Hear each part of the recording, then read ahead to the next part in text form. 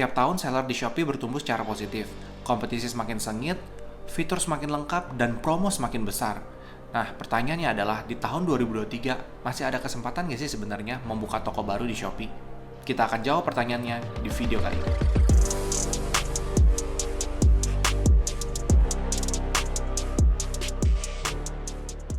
Halo guys, welcome back to my channel. Nama gue Moses, gue usia 29 tahun, gue sedang membangun bisnis untuk mencapai mimpi besar gue, yaitu financial freedom. Di video kali ini kita akan menjawab pertanyaan besar, apakah di tahun 2023 masih ada kesempatan untuk berjualan di Shopee. Gue akan menjawab pertanyaan ini dengan menceritakan pengalaman pribadi gue membantu sebuah toko dari nol di bulan Juni 2023 kemarin sampai dengan hari ini. Kita akan tampilkan juga beberapa data-data supaya kita sama-sama bisa belajar ya. Gue mau kasih tahu ke kalian background story-nya dulu ya. Jadi di bulan Juni 2023 kemarin, gue ini ngebantuin satu toko atau satu seller ya tepatnya. Dia saat itu posisinya belum jadi seller ya. Jadi dia belum punya namanya akun, belum pernah berjualan online, belum ada toko, dan dia belum tahu juga mau jualan produk apa. Yang dia punya adalah alokasi dana untuk membiayai bisnis online barunya dia tersebut. Untuk membangun toko dari nol seperti ini, ada beberapa tahapan yang harus kita lalui, dan di sini gue bagi menjadi 3 tahapan besar. Yang pertama adalah market dan product research. Yang kedua adalah store building. Yang ketiga adalah marketing, collecting data, and optimizing.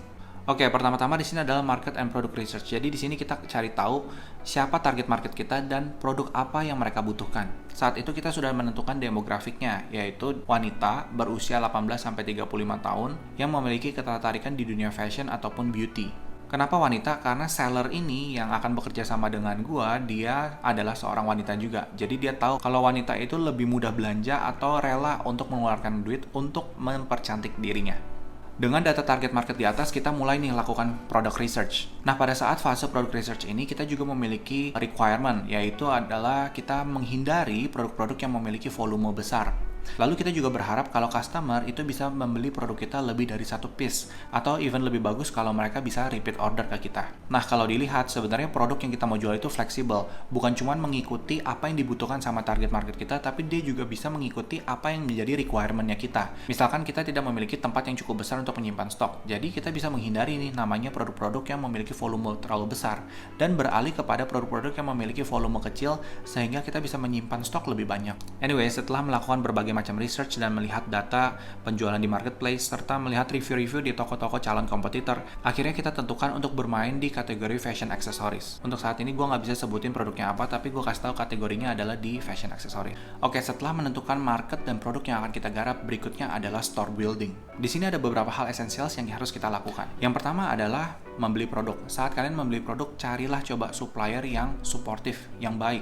Kalau kalian mau import barang dari luar negeri, carilah agen dan broker yang terpercaya. Jangan sampai kalian tertipu dengan agen atau broker yang memberikan harga murah tapi akhirnya uangnya dibawa kabur. Yang kedua adalah product picture. Di sini kita bisa lihat nih, seller-seller mana di Shopee yang memiliki penjualan yang bagus, tokonya juga sudah bagus, dan kita lihat bagaimana cara mereka untuk membuat product picture. Kita amati, tiru, dan modifikasi sesuai dengan kemauannya kita.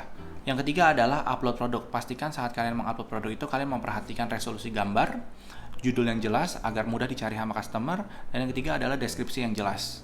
Yang keempat adalah mengatur ekspedisi. Pastikan kalian mengaktifkan ekspedisi yang disarankan oleh Shopee, karena rekomendasi dari Shopee biasanya akan menambahkan exposure kepada toko kita. Kalau memungkinkan, kalian juga bisa mengaktifkan layanan same day dan juga instan.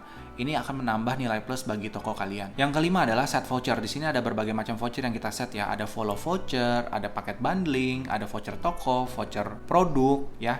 Pokoknya dibikin voucher itu semenarik mungkin sehingga customer mau belanja di tempat kita itu nggak perlu mikir 2 kali karena ada voucher yang mendukung. Yang keenam adalah layaknya toko offline yang perlu didekorasi, di toko online pun toko kita di Shopee perlu juga didekorasi agar meningkatkan kredibilitas dari toko kita. Setelah semua hal di atas sudah dilakukan, maka kita sudah bisa launch toko kita. Saatnya kita launch toko kita dan mulai melakukan marketing. Oke, jadi kita di pertengahan Juni 2023 kita mulai launch nih toko kita. Tentu saja, toko baru dengan 0 penjualan dan 0 review tidak ada yang bisa diimprove. Jadi di tahap awal, orientasi kita itu bukan kepada profit, tetapi lebih ke arah mengumpulkan data dulu. Nah, ada berbagai macam cara untuk mendatangkan customer-customer kita di awal. Kita bisa gunakan kreativitas kita. Untuk seller ini, kasusnya seperti ini. Dia membuat sebuah launching campaign dengan memberikan voucher sebesar 25% off tanpa batas dengan minimal belanja Rp0. Jadi setelah dia bikin itu vouchernya, dia bagikan itu melalui melalui WhatsApp Group, Facebook Group, lalu juga dipasang ke Instagram Story, WhatsApp Story. Pokoknya cara marketing dia itu adalah gratis dan nggak perlu bayar lagi. Ternyata nggak disangka respon itu cukup bagus karena banyak orang yang ternyata mau mendukung usaha barunya ini. Memberikan diskon 25% itu terlihat besar ya, tapi ingat di awal mulai ini kita tujuannya atau orientasinya itu bukan kepada profit, tapi lebih mengumpulkan data. Jadi kita melakukan action untuk mendapatkan angka penjualan dan juga review bintang 5 sesegera mungkin. Nah, kurang lebih setelah 1 minggu dan sudah mengumpulkan angka penjualan serta review bintang 5, akhirnya kita mulai yang namanya marketing menggunakan iklan Shopee. Budgetnya saat itu kita set kecil dulu ya, hanya 10.000 per hari. Kalau nggak salah ada 4 atau 5 produk dulu yang kita iklankan. Tujuannya cuma satu, yaitu agar produk kita itu muncul ke permukaan, dilihat sama lebih banyak orang, sehingga toko kita lebih banyak dikunjungi sama orang. Perlu diingat juga, fitur promosi dari Shopee yang saat ini kita gunakan adalah fitur naikkan produk dan juga fitur iklan Shopee. Nah, di bulan Juli, setelah 1 bulan full kita menggunakan iklan, akhirnya ternyata kita bisa lihat ada penjualan nih. Dan data penjualan tersebut menjadi sangat amat berharga. Kenapa? Karena kita bisa lihat produk mana sih sebenarnya yang diminati sama orang dan produk mana yang kurang diminati sama orang. Dengan begitu kita bisa melakukan optimasi terhadap toko kita. Kita juga bisa mengalokasikan budget yang lebih kepada produk-produk yang memang diminati sama orang banyak. Lalu setelah melakukan perubahan, lagi-lagi tujuan kita adalah bukan untuk mendapatkan profit, tapi untuk mengumpulkan data lagi. Nah, di fase ini, seiring dengan bertambahnya angka penjualan dan juga reviewnya semakin banyak, kredibilitas toko itu semakin meningkat dan makin banyak orang yang percaya sama toko kita, bahkan ada yang sudah melakukan repeat order. Lalu masuklah kita ke bulan Agustus.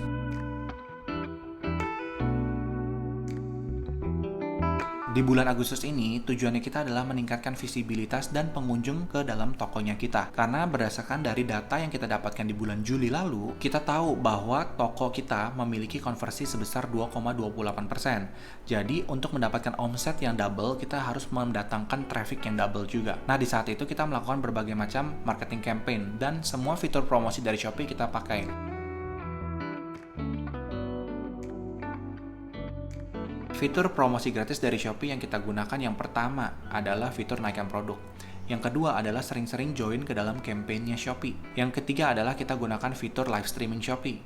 Yang keempat adalah kita buat berbagai macam video di Shopee Video.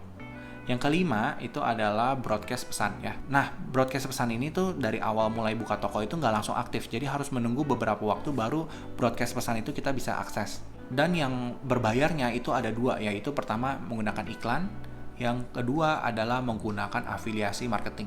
Nah, afiliasi marketing juga sama. Saat kalian membuka toko baru, itu tidak bisa langsung join ke afiliasi marketing. Kalau nggak salah setelah 1 bulanan ya. Pokoknya ini di bulan Agustus kita baru gunakan afiliasi marketing. Di bulan Agustus ini, kita mendapatkan 2 fitur promosi lagi dari Shopee. Yang pertama adalah broadcast chat, dan yang kedua adalah afiliasi marketing. Nah, 2 ini itu benar-benar membantu banget ya. Dan yang terakhir kita lakukan adalah mengubah harga-harga promo agar menjadi harga promo yang lebih menarik buat customer dan calon customer kita. Dengan menggunakan berbagai macam cara ini, akhirnya visibilitas tokonya meningkat, omset dan orderan tokonya juga meningkat.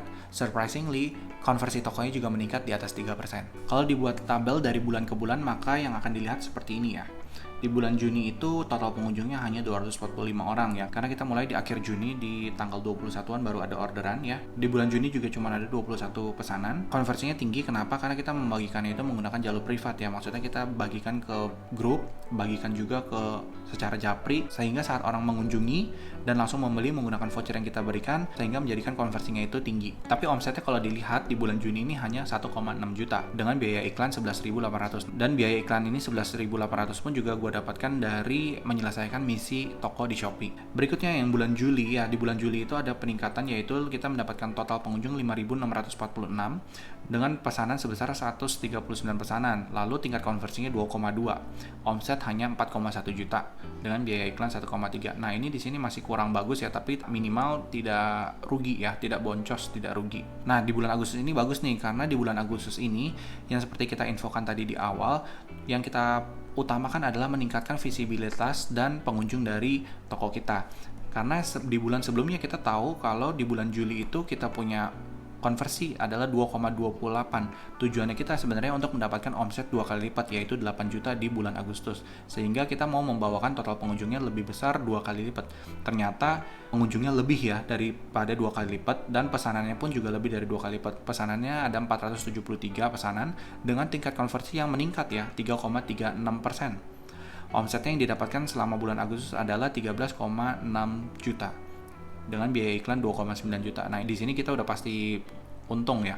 Untuk ROI dan ACOS dari toko ini di bulan ketiga itu sudah masuk ke dalam range rata-rata ROI dan ACOS penjual dari kategori tersebut. Dimana untuk kategori aksesoris fashion itu rentang ACOS-nya adalah di antara 15-25%. Dan untuk rentang ROI-nya ada di 4-7. Dengan melihat perkembangan dan tren dari toko ini dari bulan ke bulan, gue percaya dan optimis kalau toko ini akan terus meningkat, omsetnya meningkat, penjualannya pun meningkat. Ditambah dengan akhir tahun ya, dimana di situ promonya akan lebih besar lagi dan banyak orang yang akan spend duit di situ. Memang kelihatan omsetnya itu tidak seberapa ya, hanya belasan juta. Tapi yang kalian perlu tahu di e-commerce itu ada yang namanya snowball effect. Snowball effect itu maksudnya apa? Snowball effect itu adalah seiring dengan jalannya waktu, angka penjualan dan review produk akan terus bertambah dan tidak bisa menurun. Yang artinya kredibilitas toko akan terus bertambah, kepercayaan customer juga akan meningkat, di mana tujuan akhirnya adalah customer itu bisa belanja di toko kita tanpa harus mikir 2 kali. Kalau sudah sampai tahap seperti ini, biasanya konversi tokonya akan meningkat, biaya iklan akan menjadi lebih murah, dan profit margin akan jadi lebih maksimal. Anyway, kalau kalian ingin tahu perkembangan dari toko ini, jangan lupa subscribe ke channel ini sehingga kalian gak ketinggalan update-update terbarunya. Video kali ini cukup panjang ya guys, karena pengalaman 3 bulan ini dikompres menjadi satu video.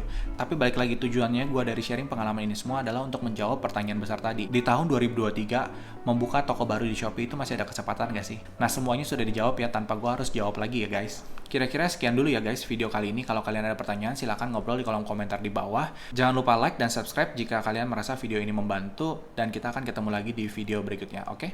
Bye-bye.